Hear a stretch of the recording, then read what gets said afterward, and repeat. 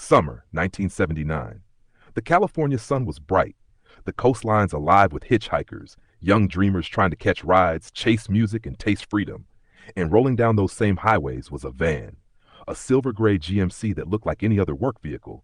But inside, behind those black curtains and metal hooks, something evil waited. They called it Murder Mac. And Lawrence Bittaker was behind the wheel. He looked calm, maybe too calm, as the wind swept through his thinning hair. Next to him, Roy Norris laughed nervously, trying to act normal, but his hands trembled. They weren't just driving, they were hunting. For weeks, they practiced their act. They'd pick up hitchhikers, mostly girls, just to talk, just to see how easy it was. Some they offered drinks to, others they dropped off safely. It made them seem harmless, friendly even. But with each practice run, the fantasy in their minds grew louder. Then came June 24th, 1979. That was the day the line disappeared.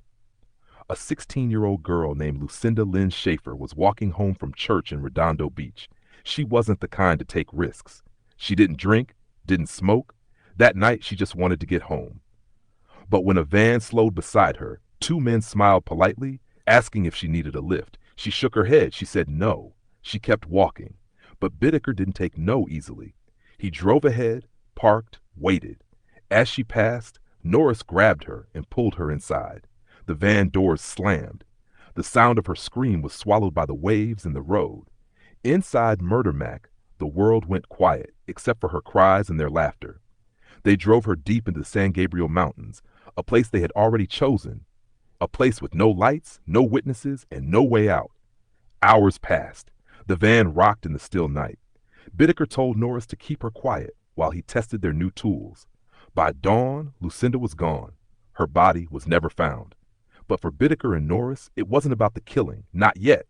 It was about the control, the feeling of power, the rush of being in charge of life and death. After that night, they went back to their normal lives. Bittaker returned to work smiling, polite.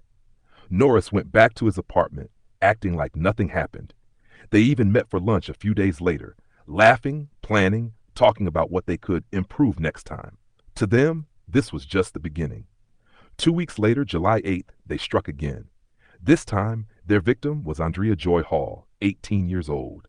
She was hitchhiking along the Pacific Coast Highway, her thumb out, her smile bright, just like dozens of others that day.